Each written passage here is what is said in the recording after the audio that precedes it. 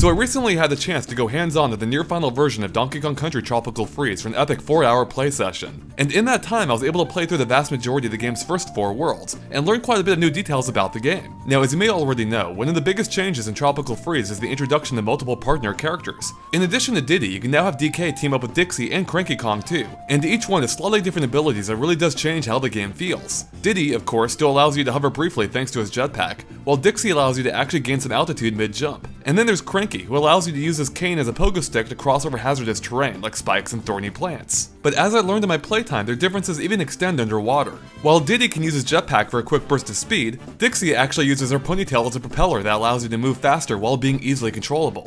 But Cranky's is again the most unique, as he'll actually swing his cane as a weapon, taking out any nearby enemies, which can be extremely helpful. Now, in addition to the new Kongs, we finally confirmed that Rambi's back too, and he works just as he did before, allowing you to charge right through enemies and other obstacles, lending his levels a generally faster pace. Although it does seem he'll appear about as infrequently as he did before, as we only encountered him a handful of times. Unfortunately for you classic Donkey Kong Country fans, Nintendo did confirm that Rambi is once again the only rideable animal buddy to appear in the game. But the lacking amount of animal buddies is barely noticeable considering just how insanely diverse the level design already is. I mean, each level feels incredibly distinct, whether it's navigating the spinning platforms of Windmill Hills, jumping among dancing trees in World 3's Grassland Grove, or riding a rocket barrel through shark-infested waters while dodging fishing nets in Twilight Terror. And I really could similarly describe nearly every level I played without having to recycle a single noun, which is all the more impressive considering the length of these levels, which took me on average about 4 minutes each, and that's assuming a near-perfect run while avoiding most of the collectibles. As with Donkey Kong Country Returns, the levels are extremely dynamic and are changing all the time.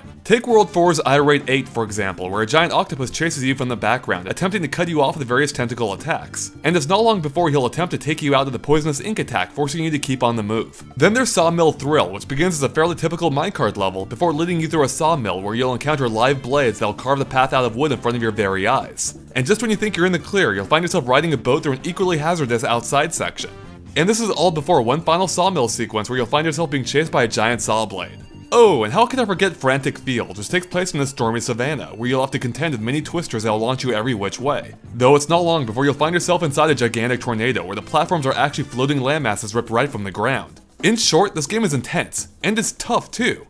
I found myself dying more than I'd like to admit. But thankfully, help is available in the form of Funky Kong's Fly and Buy item shop, where you can cash in the banana coins you found for additional lives or help items that can be equipped before a level, such as spare partner barrels, invincibility juice, an extra heart to take an extra hit, and a crash cartridge which protects your minecart or rocket barrel from instant death. Oh, and while you're here, you can also try your luck at the Capsule Toy Machine, which awards little toy figurines of characters that you've encountered from the game, which you can then view from the pause menu. Now they are random, so you're not always guaranteed something new, but thankfully it is spoiler free as it'll only award toys of characters that you've already encountered. Now besides the new characters, Tropical Freeze also introduces another new gameplay feature in the form of alternate exits that lead to secret levels, a la the new Super Mario Bros. Series. Although Nintendo wouldn't reveal the exact amount, you should expect to find 1 or 2 per world. And if finding secret exits and collectibles isn't enough to keep you busy, the game also features leaderboards on a per level basis, allowing you to view the top times on a global and friend scale. Oh, and you can even upload a video of your best attempt for each level to be viewed by others too, though we weren't able to see this in action ourselves. And if that's still not enough, the game also features a hard mode, although Nintendo didn't provide specifics, noting only that it'll be different than the one featured in its predecessor.